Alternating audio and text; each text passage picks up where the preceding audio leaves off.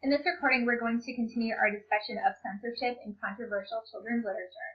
So going back to Dresang's theory of radical change, Dresang argued that it's really futile for adults to throw up barriers to books and restrict children's access to books because children of the digital age are going to be able to find the information and the kind of books that they want to read, so why should adults really even bother? And she really believed that adults need to begin viewing children as capable and mature, meaning that children will select the books that they are ready to read, and adults need to be supportive of the decisions that children make in regard to their own reading. So the right to read has also been supported by legislation as well as professional organizations, and now we'll get into that. So oftentimes the right to read is rolled up with the First Amendment, which talks about how Congress cannot make any laws abridging the freedom of speech. So in the United States, for the most part, we can say what we want to and hold the beliefs that are near and dear to us, even if other people agree with us or even if our ideas are unpopular. And the right to read is usually wrapped up in this. It's usually considered like a subcomponent of the First Amendment. And in fact, the Supreme Court has implicitly supported students' right to read. In fact, in the case Tinker versus the Des Moines Independent School District, the Supreme Court ruled that children have First Amendment rights. So they're allowed to express what they believe at school. They do not strip their rights once they enter the schoolhouse door. And this case came about during the Vietnam War when a number of children or young adults showed up to school wearing black armbands in protest of the Vietnam War, and that created a great deal of controversy in the community. And the case, as you can see, went all the way up to the Supreme Court, and the Supreme Court said, yes, the children can wear their armbands to school. They're expressing their beliefs. So they're allowed to do that, which is fortunate. In another case, the Island Trees Union Free School District versus Pico said that there must be a process in place if a local school board is going to remove a book from a library shelf. So just on a whim or because the school board doesn't like the ideas contained in a book, they can't just take it away. They have to follow some kind of process, which usually involves having a committee review a book and consider its literary merit before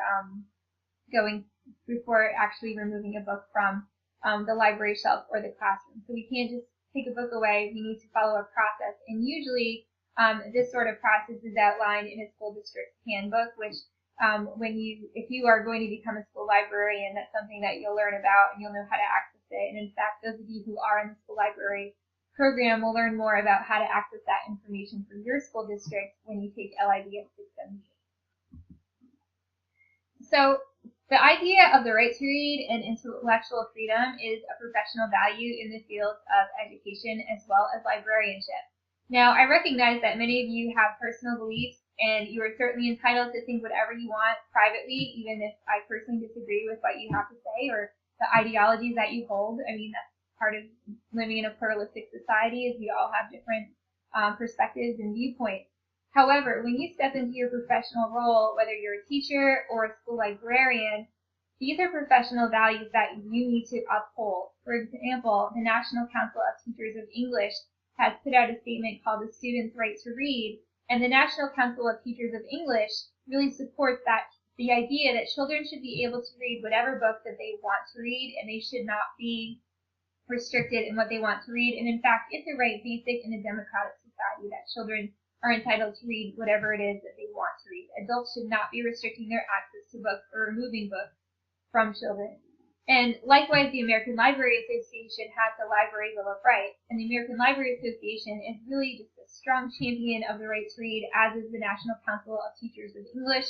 And the American Library Association says that libraries need to include books that include a diverse array of viewpoints, even if they may be unpopular or disagreeable to some people. And librarians need to be champions of intellectual freedom and challengers of censorship. So however you might feel about a certain book, you might not like it. As an educator and as a librarian, if that book has literary merit, if that book is going to interest your students, then that's a book you need to strongly consider including in your classroom or library collection. You should not be censoring a book because you don't like the ideas included in it. If you're going to enter the field of education or librarianship, these are values that you need to uphold in your professional life. Once again, you're perfectly entitled to your own opinions, but you need to leave those at the classroom door or at the library door when you step into your professional role. So when we choose books for libraries and classrooms, we need to do so based on selection principles. And these are criteria that educators and librarians use in order to select books for their classrooms or for their libraries. And selection principles are really an excellent defense against book challenges because you can justify your choice of including a book in your classroom or your library. Now, if you are in the school library program and you are taking 678 this summer or in a future summer, you're going to learn a lot more about selection principles in that class. But for those of you who are on the teacher track, you probably won't see this information again. So I think it's worth talking about, even though some of you will see this information more than once throughout your program. So one selection principle is accuracy and authority, and that means we should be selecting books based on whether or not they include factual information. The information should also be timely. It should be current. You don't want books that include information that is outdated and no longer accurate. We also want to look for books that present both sides of an issue. We don't want books that necessarily just include one side of the story. We also want to look for books that clearly distinguish between opinion and fact, and we also want to look for books by authors that are distinguished, authors who have made excellent contributions to the field of children's and young adult literature.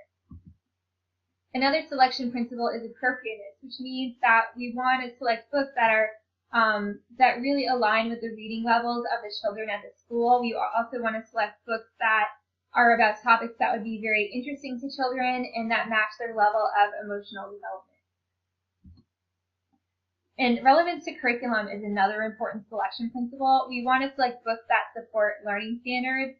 We also want to select books that would support topics that we traditionally study in a given grade level or at a given school. We also want to select books that children would find interesting that could be great supplements to the curriculum. And we want to select books that have the potential to spark a child's interest in reading. We also want to look at a book's literary merit. We want to be able to evaluate the writing of the book as well as the illustrations in the book and look to see whether those are high quality. We also want books that include themes that are thought-provoking and that are meaningful to their intended audience of young readers. Books that have received awards are also classified as having literary merit because the committee of very highly qualified people have said that those books are deserving of an award and should be recognized. So if you're selecting award-winning books for your library and your classroom, that's really an excellent defense against censorship because it's very common for most classrooms and libraries to include a lot of the major award winners like the Newbery winner, the Caldecott winner, the Seibert winner, and so forth. And when we select books for the library or the classroom, we also want to look for favorable book reviews and quality journals. And quality journals include, and we've talked about this in a previous lecture, but like the Horn Book, School Library Journal. Notice that on the slide I have Publishers Weekly crossed out, and that's because Publishers Weekly really isn't a great source of book reviews because those book reviews are written for booksellers. So the reviews in Publishers Weekly are really intended to try to get booksellers to purchase books for stores. They're really not intended for teachers and librarians. And Publishers Weekly book reviews are not based on these selection principles that we're discussing now. So don't use them when it comes to selecting books for your own classroom or the library. So what's the difference between censorship and selection? Well, censorship is a very exclusive process. It means that we're choosing not to include a book because we're afraid the book is going to create controversy or we're afraid the book is going to be very unpopular and people are going to disagree with its ideas. That's censorship. However, selection is a lot more of an inclusive process. It means like we're making the decision to include a book based upon its literary merit, its ability to interest children, and its ties to the curriculum, among other things. So there's a really big difference with selection being inclusive and censorship being exclusive. We want to make our book selections based on selection principles, not based on fear, which is censorship. So what happens when you're in a situation when a book is challenged or a parent raises a concern about a book that's in your library or in your classroom collection? If someone is complaining to you about a book, I would say the first step is to hold a meeting. And usually you don't want to meet with a parent who's upset about a book by yourself. You want to include your school librarian as well as your principal, so that way there's no he said, she said. There are other adults in the room who can verify what is being said. So that really goes for any situation in a school setting that could potentially be contentious. Always have somebody else with you and don't go at it alone. Most of the time, you do not have to remove a book from your curriculum or from your library unless the process outlined in your district handbook has been followed. As I mentioned before, most districts have a handbook of what to do when somebody complains about a book. Usually someone has to file a written complaint and they have to go through a process which involves actually reading the book. Usually what the school will do is create a committee of people who also read and review the book and come to a decision about whether or not the book should belong in the curriculum or in the school library, and you don't have to remove the book until that process outlined in your district handbook has been followed. And again, if you're in the school library program, that's really important information for you to know, but you're going to get more in depth with that when you take 678. So if you do face a book challenge, if you are put in that situation, it can be very stressful, but there are resources and organizations out there to support you, namely the National Council of Teachers of English and the American Library Association. Both of those organizations will provide help to any teacher or librarian who is facing a book challenge, and they will provide you with advice and resources on what you can do. So their websites are here in case you are ever in that situation. It would be probably wise if you download this PowerPoint presentation and bookmark these links because they might come in handy one day. You never know when a book is going to be unpopular and you might face a book challenge. It happens a lot. In fact, we might think censorship is a thing of the past when people were more prudish, but in fact censorship happens all the time. Books are being censored every week. And in fact, I think the American Library Association's Office of Intellectual Freedom has a newsletter that they put out from time to time all about book challenges and what's going on in that realm of librarianship. And in fact, a lot of schools and a lot of libraries like to celebrate banned books and celebrate the freedom to read. And Banned Books Week occurs every year in September, usually in the third week of September.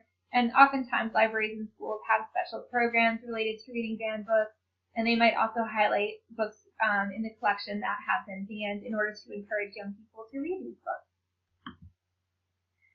So the idea behind censorship is that books are restricted to young people. They don't have access to them. And one worry that we have is that this idea that we need to protect children and we need to preserve their innocence is going to win out over the idea that children are capable and are going to make choices that are right for them in terms of what they read. So in conclusion, as an educator or as a school librarian, I want you to be very aware of the role of censorship in book selection. I want you to avoid self-censorship. Again, think whatever you want about, a book. You might disagree with the ideas contained in the book, but as a professional educator or as a librarian, you should be supporting students' right to read.